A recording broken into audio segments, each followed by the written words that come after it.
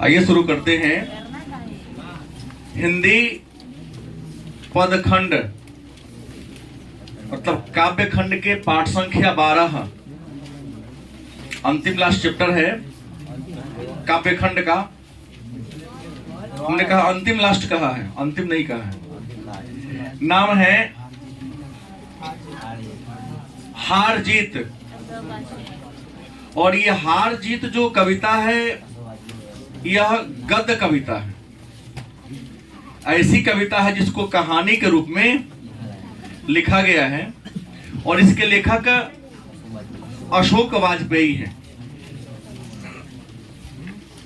तो एक प्रश्न है, हार जीत कविता के लेखक कौन है?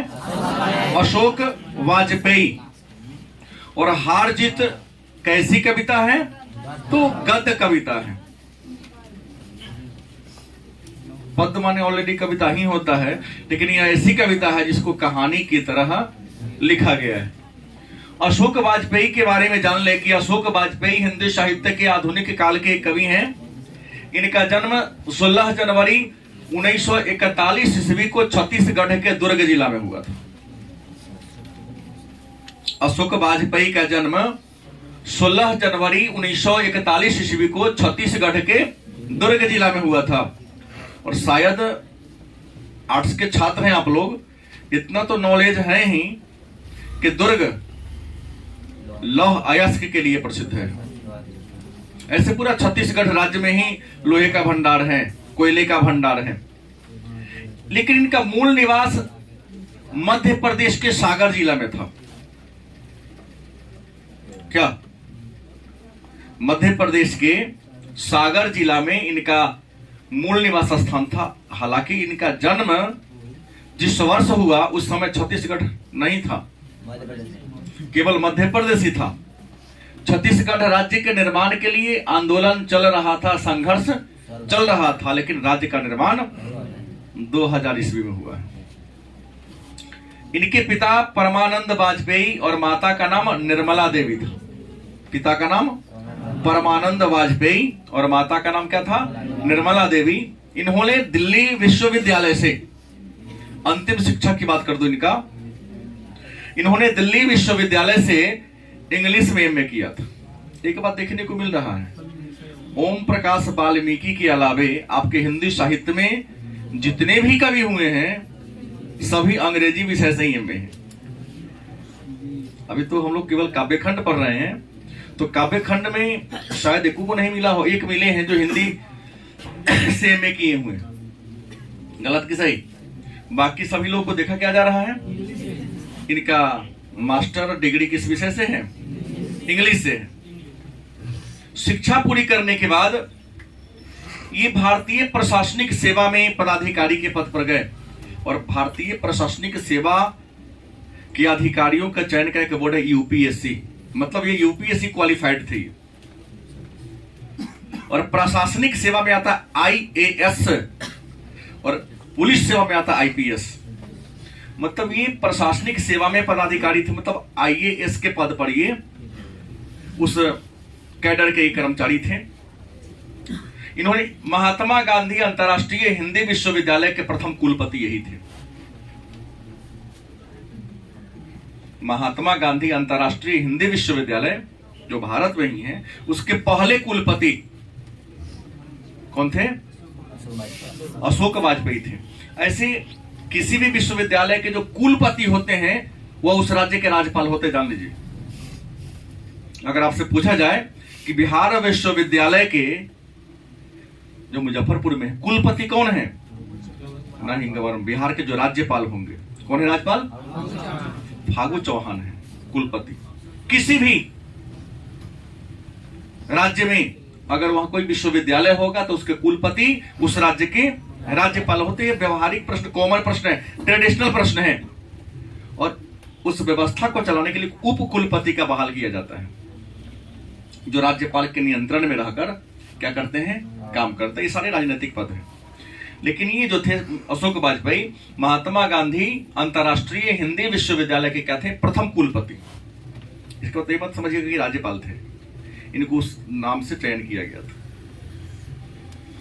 इनकी विशेषता थी कि ये कवि थे, कवि के साथ साथ आलोचक भी थे, विचारक, कला मर्मज्ञ, कला का बड़ी मार्मिक दृष्टिकोण से वर्णन करने वाले थे, संपादक, संपादक जो किसी पत्र पत्रिका का संपादन करते उसको संपादक कहते हैं, और संस्कृति कर्मी मतलब भारतीय संस्कृति के संरक्षक के रूप में भी इन्होंने क्या किया था, काम किया था।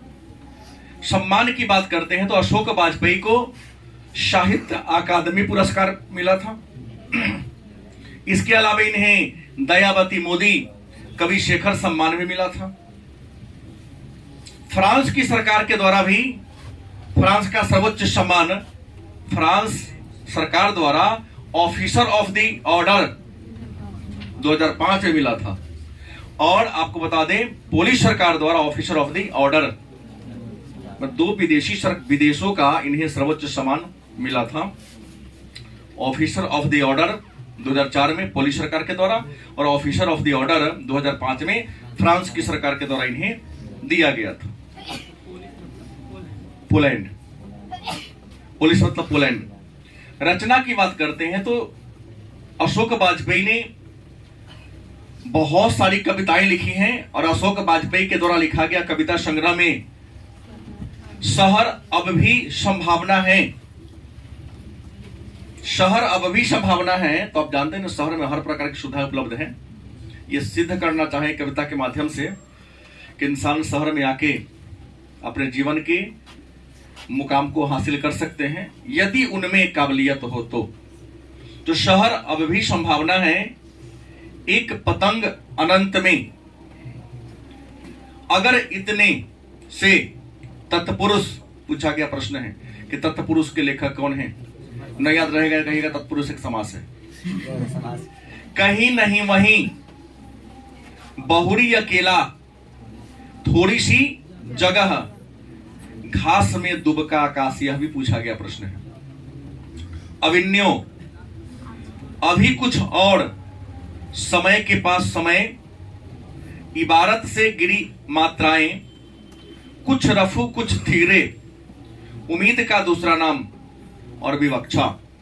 ये अशोक वाजपेयी के द्वारा लिखा गया कविता संग्रह है। इसमें अभी तक जो पूछा गया प्रश्न है, घास में दुबका आकाश, मोस्ट वीवीआई क्वेश्चन है जिसको पूछ दिया गया है। अविन्यो बड़ा ही महत्वपूर्ण है, ठीक है। उम्मीद का दूसरा नाम, विविक्षा, और एक पतंग अनंत में। आप निश्चित तौर पे इन चीजों को क्या कर लेंगे, याद कर लेंगे, क्योंकि ये ज्यादा महत्वपूर्ण है। तो अशोक वाजपेयी के द्वारा रचित कविता संग्रह शहर अब भी संभावना है, एक पतंग अनंत में, अगर इतने से तत्पुरुष, कहीं नहीं वहीं, बहुरी अकेला, थोड़ी सी जगह, घास में दुबका आकाश, अविन्यो, अभी कुछ और, समय के पास समय, इबारत से गिरी मात्राएं, कुछ रफो कुछ थिगरे, उम्मीद का दूसरा नाम, और विवक्षा। इन्होंने कुछ आलोचनात्मक ग्रंथ भी रचना की लिखा था। आलोचनात्मक है या व्यंग्यात्मक है, जो वास्तविकता से हटकर कुछ काम कर रहा हो और दिखा रहा हो वास्तविकता को, उसी को आलोचना ये कहते हैं। तो उनके द्वारा लिखा गया आलोचनात्मक ग्रंथ। फिलहाल कुछ पूर्वाग्रह, समय से बाहर, सीढ़ियां शुरू हो गई, कविता का गल्फ, कवि कह गया। इन्होंने कुछ पत्र का भी संपादन किया था, पत्र पत्रिका का भी संपादन किया था, जिनका नाम है तीसरा साक्ष्य, साहित्य विनोद, कला विनोद, पुनर्वसु, याद कर लेंगे पुनर्वसु, और कविता का जनपद। कौन है? कविता का जनपद। पत्रकारिता, किन किन अखबार के लिए इन्होंने काम किया था? समवेत, पहचान, पूर्वाग्रह, बहुवचन, कविता एशिया और समास, इन पत्र के लिए इन्होंने क्या किया था? काम किया था। तो अगर 2 अंक का प्रश्न आता है कि अगर आपसे कहीं पूछ दे अशोक वाजपेयी के जीवन चरित्र पर प्रकाश डालें या अशोक वाजपेयी के बारे में आप क्या जानते हैं, तो आप लिखेंगे अशोक वाजपेयी हिंदी साहित्य के आधुनिक काल के एक महान कवि। ये कवि के साथ साथ आलोचक, विचारक, कला मर्मज्ञ, संपादक और संस्कृति कर्मी भी थे। इनका जन्म 16 जनवरी 1941 ईस्वी को छत्तीसगढ़ के दुर्ग जिला में हुआ था, लेकिन इनका मूल निवास स्थान मध्य प्रदेश के सागर जिला में था। इनके पिता परमानंद वाजपेयी, माता निर्मला देवी, इन्होंने दिल्ली विश्वविद्यालय से अंग्रेजी विषय में एमए की शिक्षा प्राप्त किया था। ये भारतीय प्रशासनिक सेवा के पदाधिकारी के पद पर रह चुके हैं। इन्हें साहित्य के क्षेत्र में उपलब्धियों के लिए साहित्य अकादमी पुरस्कार, दयावती मोदी कवि शेखर सम्मान, इसके साथ साथ फ्रांस और पोलैंड की सरकार के द्वारा इन्हें ऑफिसर ऑफ द ऑर्डर का अवार्ड भी मिला। और इनके द्वारा लिखा गया प्रमुख रचना, दो चार का नाम लिख देना है। एक पतंग अनंत में, घास में दुबका आकाश, अभिन्यो, उम्मीद का दूसरा नाम, इनके द्वारा लिखा गया प्रमुख कविता संग्रह है। तो आइए, इन्होंने जो हार जीत शीर्षक के नाम से कविता लिखा है, गौर से देखेंगे, आपके हाथ में पुस्तक होनी चाहिए। लिखा है वे उत्सव मना रहे हैं। हमने कहा ये गद्य कविता है, कहानी के तो इस कविता को लिखा गया है। देखने से लग भी रहा होगा कि कविता तो ऐसे होता नहीं है, लेकिन इस कविता के माध्यम से इन्होंने आम जनता पर व्यंग किया है। आम जनता के जो कमियां हैं, उस कमियों को उन्होंने क्या किया है, उजागर करने का प्रयास किया है। यह बताने का इस कविता के माध्यम से प्रयास किया है कि हमारी सरकार क्या कर रही है, इस बात की पूरी जानकारी आम जनता को नहीं है। लेकिन सरकार कोई काम कर दी, पेपर में लिखा दिया तो बम फोड़ने में, फटाका फोड़ने में, अपने घर को सजाने में, दीप जलाने में, झाल पीटने में, शंख बजाने में, लाठी में सरसों का तेल पिलाने में व्यस्त है। लेकिन उनके तेल में, कढ़ाई में भले तेल पड़े चाहे ना पड़े, गलत नहीं बोल रहा हूं। हमारे माननीय पीएम साहब कह दिए कि झाल बजाना है तो सबने लगा बजाने। हमारे माननीय लालू जी ने कह दिया तेल पियावन लाठी घुमावन रैली, सबने लाठी खरीद लिया, चल गया पटना गांधी मैदान में। उसने क्यों बुलाया, क्यों बजवाया, जनता को इसकी परवाह नहीं है। आज घर के सामने दीप जलाना है, कर्जों करके दीप जलाता है, प्रश्न ये नहीं करता है कि हम क्यों दीप जलाएं। कभी उसी बात पर यहां पर क्या किए हैं, व्यंग किए हैं, मजाक किए हैं। कविता के माध्यम से लिखते हैं कि वे उत्सव मना रहे हैं। उत्सव मतलब समारोह। कौन? वे माने जनता। सारे शहर में रोशनी की जा रही है। आप जिस शहर में हैं, उस शहर में रोशनी करना मतलब क्या, घर को दीप से, बत्ती से, लाइट से क्या करना, सजाया जा रहा है। उन्हें बताया गया है कि उनकी सेना और रथ विजय प्राप्त करके लौट रही है। मतलब शासक वर्ग के द्वारा कवि कहना चाहते हैं कि शासक वर्ग के लोग, हमारी सेना कहीं गई थी, सेना का विजय रथ लौट कर आ रहा है, तो सेना का स्वागत करने के लिए क्या किया जाए, सभी अपने गली मोहल्ले की साफ सफाई करो, घर को दीप से क्या करो, सजाओ। क्यों? क्योंकि हमारी सेना विजय प्राप्त करके लौट रही है। नागरिकों में से ज्यादा को यह पता नहीं है कि किस युद्ध में उनकी सेना और शासक गए थे। कवि ने कहा ना कि आम जनता को पता ही नहीं है। राजा ने सीधे कह दिया जीत क्या रही है, आखिर लड़ाई किससे हुआ था। अधिकांश नागरिकों को ये पता ही नहीं है कि हमारी सेना युद्ध में कहां गई थी, किस युद्ध में गई थी हमारी सेना या शासक, युद्ध किस बात पर हुआ था।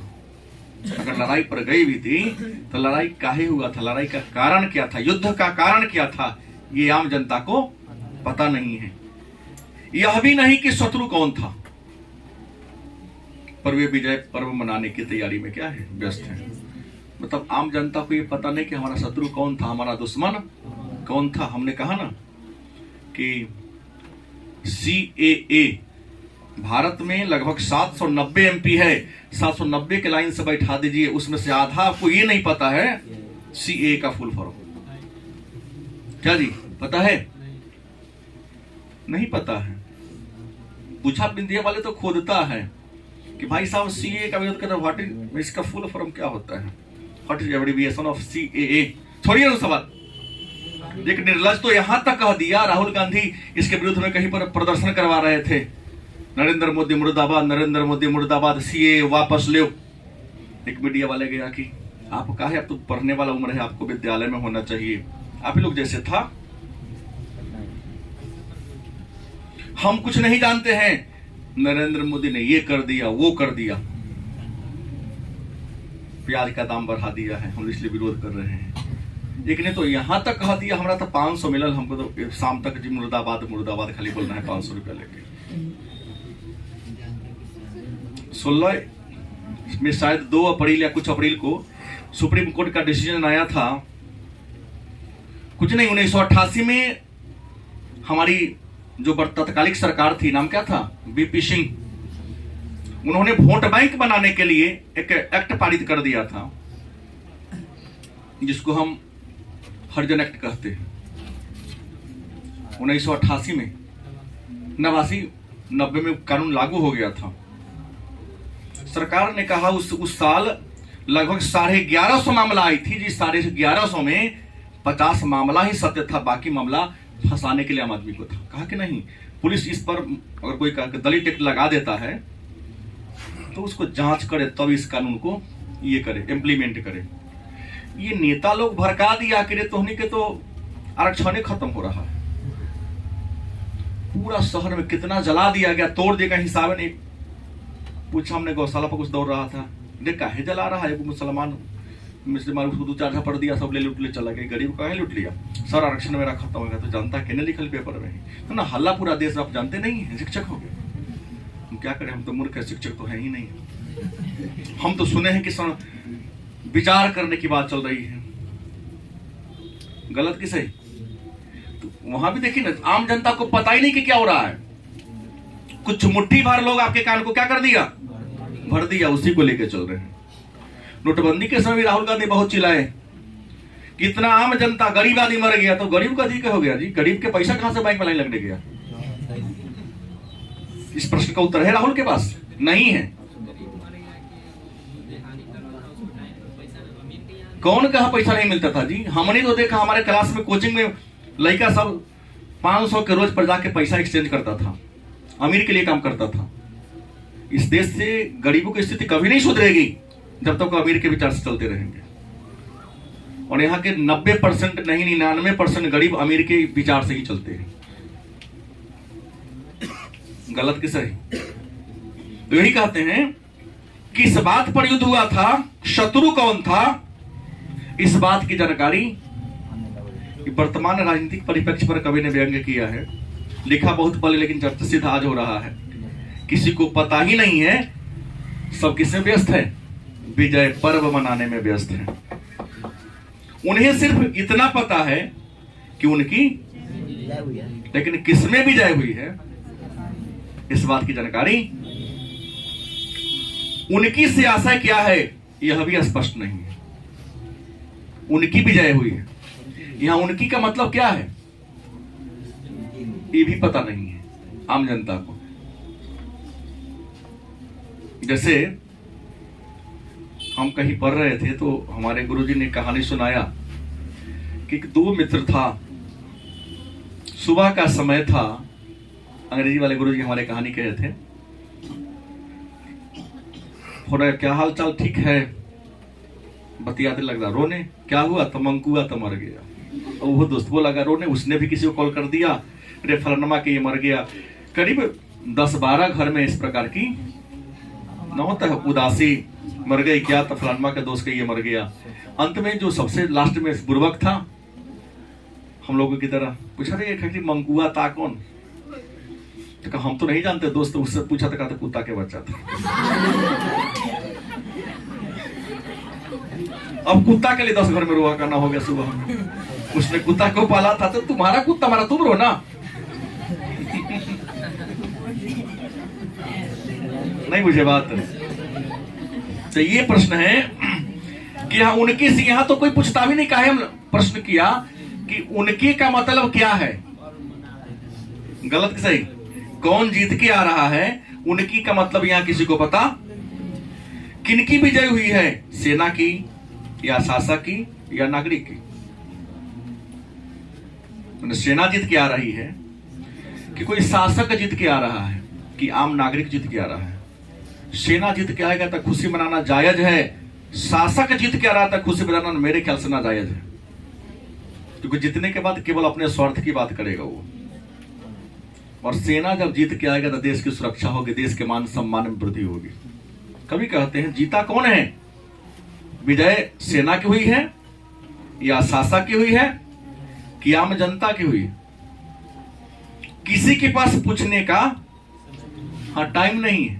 नहीं, जैसे कहा ना, छोड़िए ना, हमको मुर्दाबाद कर रहे पुत्र, पूछना तो विद्यार्थी का है हल्ला कर रहा है, आप जाइए उन्हें हमको यहाँ जुलूस में चिल्लाने दीजिए। हाँ यही तो कहता है। नागरिकों को नहीं पता कि कितने सैनिक गए थे और कितने विजय वापस आ रहे हैं। अगर जीत हुई है, लड़ने गया है, तो कितना सेना हमारी युद्ध के मैदान में लड़ने गई थी और कितनी सेना लौटकर वापस आ रही है। विजय का परिभाषा होता है कि जितना गया उतना वापस आए, और इस शर्त पर जीत हो तो खुशी की बात है। 10,000 गया, हम जीत तो गए, लेकिन यदि 1,000 सेना लौट के आ रही है तो उस जीत में भी हमारी क्या है, हार है, क्योंकि 9,000 परिवार में शोक का वातावरण होगा। गलत कि सही? कभी कहते हैं कि नागरिक को यह पता ही नहीं है कि कितनी सेना गए थे, अगर लड़ाई हुआ होगा उसमें जीते होंगे, और कितनी वापस आ रही है। खेत रहने वाले की सूची अप्रकाशित है। यहां खेत रहने वाले का मतलब है कि लड़ाई में शहीद होने वाले का। ठीक है, सरकारी आंकड़ा हमेशा गलत होता है। जैसे 13 अप्रैल 1919 को जालियांवाला बाग हत्याकांड हुई, सरकारी आंकड़ा के अनुसार 379 लोग ही मरे थे, जबकि इस छोटे से जगह में आने जाने का एक रास्ता था और 20,000 लोग उसके अंदर मौजूद थे। गोली चली 1600 राउंड। कितना? पूरा भीड़ है, 1600 गोली चलेगा। उल्हो तो सही गया होगा 1600, सीधी बात है। कितना तो छोटा बच्चा चल रहा खुर्दन में, जान बचाने, कितना तो कुआं में कूद गया, उसमें हड्डी गोड़ी टूटा होगा, उसमें मरा होगा। लेकिन सरकारी आंकड़ा हमेशा अपनी बदनामी से बचने के लिए कहता ना, कम लोग मरा है। वही कहते हैं कि खेत रहने वाले की सूची क्या है। यहां खेत रहने वाले का मतलब है युद्ध में शहीद होने वाले, युद्ध में मरने वाले। सिर्फ एक बूढ़ा मशक वाला है जो सड़कों को क्या कर रहा है, सींच रहा है। एक बूढ़ा है मशक वाला, वो क्या कर रहा है, सड़क की साफ सफाई कर रहा है। क्या कर रहा है? सड़क की साफ सफाई कर रहा है, और सड़क की साफ सफाई करके उस पर क्या पटा रहा है, पानी छिड़क रहा है। क्या कर रहा है?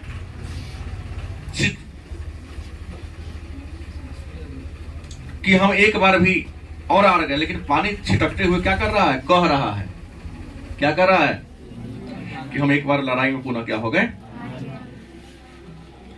और गाजे बाजे के साथ जीत नहीं कौन लौट रही है, सच्चाई वही गरीब आदमी बोल रहा है जो सड़क को साफ करके पानी पटा रहा है। सड़क साफ इसलिए कर रहा है कि जो कंकर पत्थर होगा हमारी सेना की तो उसका पैर में चुभ न जाए, और पानी इसलिए पटा रहा है कि धूल नहीं उड़े, क्योंकि शासक वर्ग के लोग इधर से जाएंगे और धूल उनके चेहरा पर पड़ जाएगा तो उनके सम्मान को क्या लगेगी, ठेस पहुंचेगी। उस पर कोई ध्यान नहीं देता। वो तो साफ कर रहा है, पानी पटा रहा है, मन ही मन चिल्ला रहा है कि हम जीते नहीं है, क्या हो गए हैं, हार गए हैं। लेकिन पता है ना कि गरीब की बात को सुनता कौन है, कमजोर की बात को सुनता कौन है। आज भी तो यही बात हो रही है कि गरीब के बात को सुनने वाला कोई नहीं है, लाचार सही बोलता है। जैसे नाच होता है, उसमें जोकर सब सही कहता है, लेकिन उसका ओहदा बहुत क्या है, नीचा है, इसलिए उसके बात पर कोई ध्यान नहीं देता है। वही कहता है कि ध्यान नहीं देता। और अच्छा यह है कि उस पर सड़क सींचने भर की जिम्मेवारी है, सच को दर्ज करने या बोलने की नहीं। कवि कहते हैं कि उसके बाद पर कोई ध्यान क्यों देगा, क्योंकि मशक वाला की जिम्मेवारी क्या है, सड़क की सफाई करना, सड़क पर क्या पटाना, पानी पटाना, सच्चाई को बोलना और सच्चाई को लिखना उसकी जिम्मेवारी नहीं है, जिन पर वे सेना के साथ ही जीत कर लौट रहे हैं। मतलब हार की जीत शीर्षक कविता अशोक वाजपेयी के द्वारा लिखा गया एक व्यंग्य काव्य है, एक आलोचनात्मक काव्य है। इस काव्य में अशोक वाजपेयी ने वर्तमान राजनीतिक परिप्रेक्ष्य, वर्तमान जो भारत की व्यवस्था है, शासकों की जो स्थिति है और लोगों की जो मनोदशा है, उसी पर इन्होंने क्या किया है, व्यंग्य किया है, प्रहार किया है। और इसके माध्यम से यह बताना इन्होंने चाहा है कि सभी लोग खुशी बनाने में क्या है, व्यस्त हैं। सभी लोग अपने घर को सजा रहे हैं, अपने अगल बगल में साफ सफाई कर रहे हैं, क्योंकि उनके दिमाग में ये बात सेट है कि हमारी सेना जीत कर आ रही है। जबकि कवि कहना चाहते हैं कि आम आदमी को यह पता ही नहीं है कि हमारी सेना किस लड़ाई में लड़ने गई थी, किस देश के विरुद्ध लड़ने गई थी। युद्ध में जीत आखिर सेना की हुई है या शासक की हुई है? युद्ध का कारण क्या था, किस मुद्दा पर युद्ध हो रहा था, शत्रु हमारा था कौन, इस बात की जानकारी आम जनता को नहीं है। वह तो व्यस्त है क्या मनाने में, विजय पर्व मनाने में, खुशी का त्योहार मनाने में क्या है, व्यस्त है। और आम जनता के पास इतना पूछने का अवसर भी नहीं है किसी से कि भाई हम लोग ऐसा क्यों कर रहे हैं, विजय मनाने के पीछे रीजन क्या है, तर्क क्या है, कारण क्या है, यह भी इसके पास पता नहीं है। आम जनता को तो कभी कहते यह भी पता नहीं है कि लड़ाई में कितने सैनिक गए थे, कितने सैनिक आए थे, आ रहे हैं, कितना सैनिक शहीद हो गया, इसका सूची भी सरकार हमारा हमको नहीं दे रही है।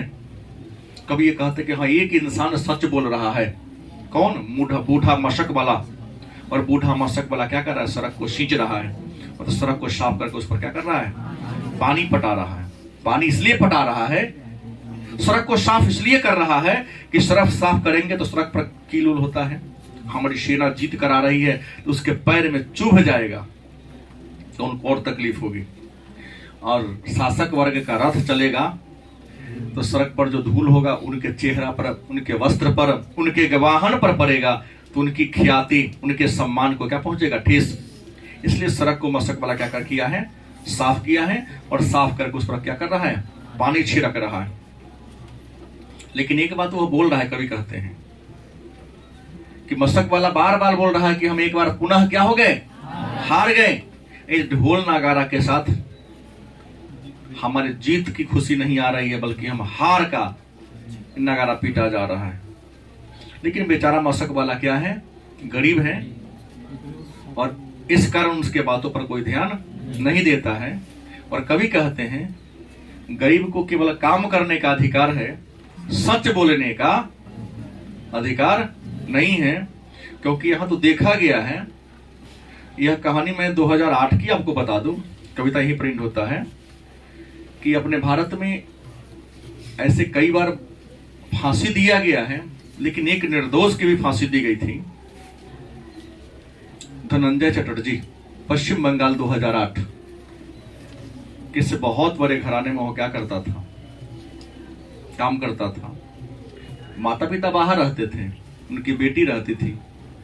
अब क्या न क्या घटना घटा, उस पर आरोप लगा दे कि मेरे साथ ये बदतमीजी किया। इतना भर के उसको क्या दिया गया है इंडिया में, फांसी दी गया 2008 में। धनंजय चटर्जी फांसी के समय जब उनको लिखा, जज ने उससे बोला कि हुजूर मैं सत्य बोल रहा हूं कि मैं गलत नहीं हूं,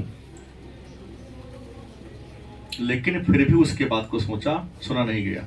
कई लोगों ने उससे खूब कमेंट किया कि कसाब असमल जैसे गुरु को आप बचा बैठा रहे कि गरीब आदमी, इतना बहुत दिन में तो बहुत सारे बलात्कार होते हैं, सबको फांसी दिया जाता है, लेकिन धनंजय को क्यों? क्योंकि वह गरीब है। गरीब को के सच को भी सुनने का किसी के पास टाइम नहीं है।